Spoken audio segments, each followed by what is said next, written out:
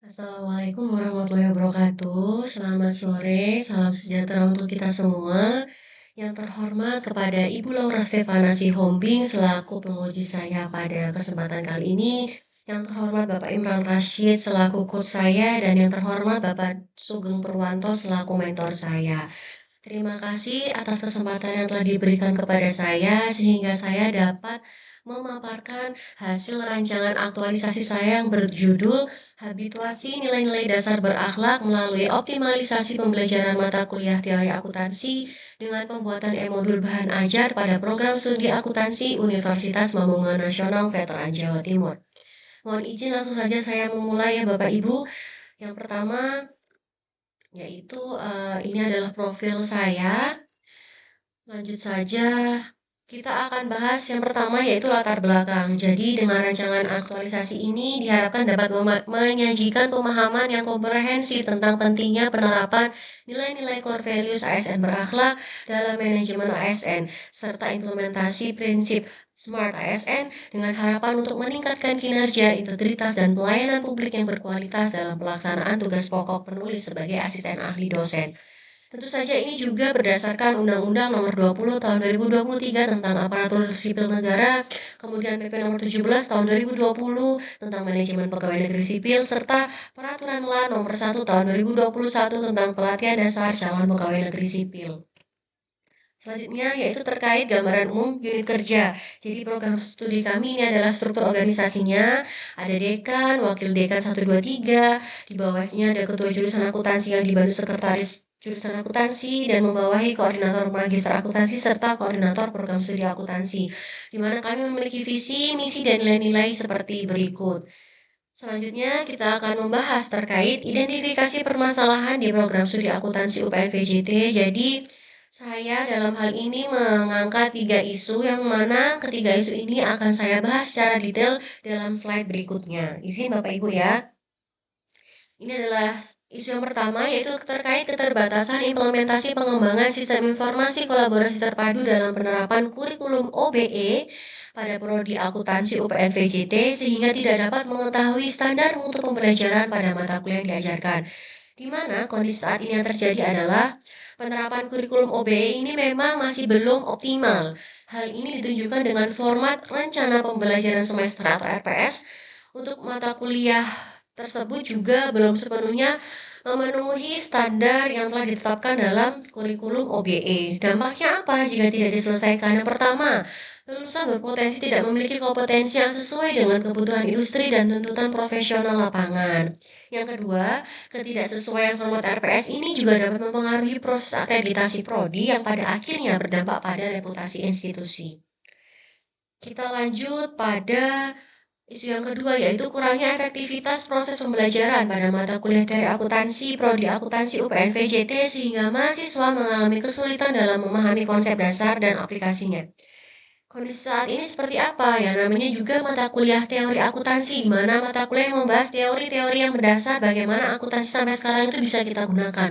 Sehingga apa? Mahasiswa itu masih mengandalkan buku ajar yang terbatas dan mereka kesulitan untuk memahami bahasa-bahasa tersebut gitu. Dampaknya apa jika tidak diselesaikan?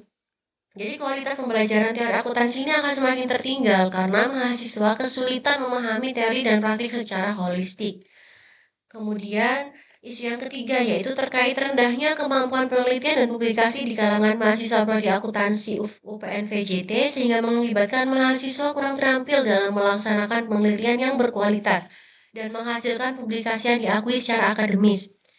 Hal ini kondisi saat ini tentunya dapat kita lihat dari diagram persebaran publikasi mahasiswa prodi akuntansi, di mana kebanyakan mahasiswa cenderung melakukan publikasi jurnal pada jurnal yang tidak bersinta, dan beberapa juga sudah melakukan jurnal di jurnal Sinta 4.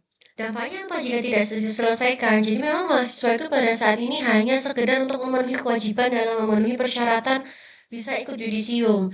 Jadi ketika seandainya nih pemerintah mengeluarkan peraturan yang mana mahasiswa itu bisa ikut yudisium ketika sudah bisa melakukan publikasi jurnal pada jurnal Sinta 1 dan 2. Tentu saja untuk saat ini di prodi kami masih belum terpenuhi. Akibatnya apa? Berdampak pada terlambatnya yudisium dan wisuda mahasiswa itu sendiri. Nah, ketika kita sudah melakukan identifikasi isu dan melakukan analisis terhadapnya, maka selanjutnya kita lakukan penilaian kelayakan isu, di mana yang pertama kita gunakan metode APKL, di mana dari ketiga isu tersebut kita tentukan kriterianya, apakah termasuk aktual, problematik, kekalayakan, dan layak untuk dijadikan isu gitu. Ternyata dari analisis tersebut kita ketahui bahwa di isu pertama ini masih dianggap belum aktual. Karena apa? Pada saat ini juga proses pembelajarannya itu masih dapat dilakukan secara manual atau dengan sistem yang telah ada. Memang kan kalau untuk update RPS itu sebenarnya kan RPS itu masih sama aja ya untuk terkait subbab yang diajarkan. Tapi memang hanya ada penyesuaian terkait dengan kurikulum baru sehingga prodi kami menganggap bahwa isu ini tuh masih belum aktual. Sehingga dari tereliminasinya satu isu ini, tinggal dua isu yang akan kita lanjutkan pada analisis prioritas isu untuk menentukan isu mana yang akan menjadi prioritas dalam kita cari solusinya gitu ya, dengan menggunakan metode USG, di mana dari dua isu tersebut kita tahu bahwa ternyata isu yang terpilih adalah kurangnya efektivitas proses pembelajaran mata kuliah teori akuntansi program studi akuntansi UPN VJT sehingga mahasiswa mengalami kesulitan dalam memahami konsep dasar dan aplikasinya. Nah, dari isu yang terpilih ini, maka selanjutnya kita lakukan analisis diagram Fishbone, di mana analisis ini tuh untuk menentukan apa sih sebenarnya penyebab dari akar masalah isu tersebut gitu ya, mana nanti kita akan bisa menguraikannya dengan beberapa kegiatan yang bisa kita lakukan. Selanjutnya yaitu kita akan membahas dari isu tersebut, kita tentukan kegiatan apa saja yang bisa kita lakukan untuk menyelesaikan isu tersebut. Jadi yang pertama yaitu adanya kegiatan identifikasi kebutuhan e-modul bahan ajar, di mana terdiri dari tiga tahapan kegiatan yang mengadakan survei kebutuhan, melakukan analisis hasil survei, serta melakukan konsultasi. Hasilnya adalah laporan hasil survei, laporan hasil analisis, dan catatan konsultasi. Kegiatan selanjutnya yaitu pengembangan konten modul pembelajaran, di mana tahapan kegiatannya yaitu mengumpulkan literatur terkait, mengembangkan materi pembelajaran, serta mengintegrasikan pada e-learning. Hasilnya adalah laporan hasil studi literatur, konsep penyajian e-modul, dan upload e-modul dalam e-learning. Kegiatan selanjutnya yaitu pembuatan materi e-modul bahan ajar, di mana tahapan kegiatannya yaitu membuat rencana penyusunan, menyusun draft awal, dan menyusun kuis dan latihan interaktif. Hasilnya apa? Adanya kerangka penyusunan e-modul, draft soal, dan lembar jawaban. Kegiatan selanjutnya yaitu uji coba dan evaluasi e-modul bahan ajar.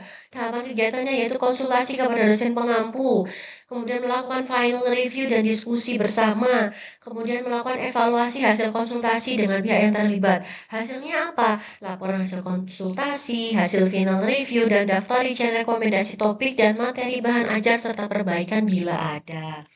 Dan yang kegiatan terakhir yaitu penerapan dan sosialisasi e-modul bahan ajar, di mana tahapan kegiatannya yaitu menyusun jadwal penerapan modul dalam perkuliahan dan mengadakan sesi sosialisasi penggunaan modul di kelas. Hasilnya apa? Draft final e-modul serta terlaksananya kegiatan penerapan dan sosialisasi e-modul. Nah, ini adalah terkait jadwal pelaksanaan aktualisasi di mana dimulai pada tanggal 29 Oktober 2024 sampai dengan 30 November 2024. Jadi dari masing-masing kegiatan ini tadi sudah saya klasifikasikan per minggu dan per harinya akan yang tercapai seperti apa. Terakhir dari saya penutup, harapannya dengan kegiatan aktualisasi ini dapat diterapkan dalam core value ASN berakhlak, yaitu yang pertama memahami dan memenuhi kebutuhan masyarakat, melaksanakan tugas dengan jujur, bertanggung jawab, cermat, disiplin, dan berintegritas tinggi, dapat membantu orang lain belajar, membangun lingkungan kerja kondusif, menjaga nama baik instansi, terus berinovasi dan bertindak proaktif, serta terbuka dalam bekerja sama. Nah, dari paparan tadi juga kita sudah bisa menentukan nih isu prioritas yang akan kita ambil adalah yaitu kurangnya efektivitas proses pembelajaran pada mata kuliah teori akuntansi, prodi akuntansi, UPN VJT, sehingga mahasiswa mengalami kesulitan dalam memahami konsep dasar dan aplikasinya.